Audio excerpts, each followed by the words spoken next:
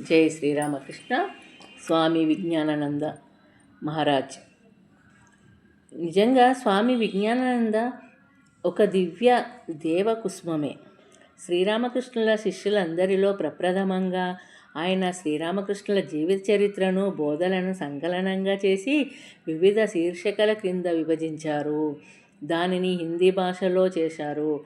ఆయన సన్యాస జ్ఞానము ఆయనలో ఉన్న భౌతిక విజ్ఞానాన్ని, సాంకేతిక ఇంజనీరింగ్ విజ్ఞానాన్ని మరియు ఆధ్యాత్మిక విజ్ఞానాన్ని తెలియజేస్తుంది.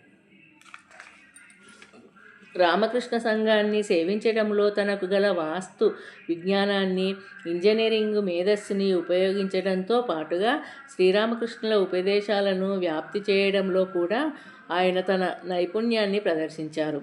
ప్రస్తుతము అందుబాటులో ఉన్న సాహిత్యం ఆయన జీవిత చరిత్రను క్లుప్తంగా రచించడంలో సహాయపడింది. దానిని ఉపయోగించి ఎవరైనా ఒక పండితుడు స్వామి విజ్ఞానానంద జీవిత చరిత్రను భవిష్యత్తులో సంపూర్ణంగా రాస్తాడని ఆశిద్దాం. జై శ్రీరామకృష్ణ.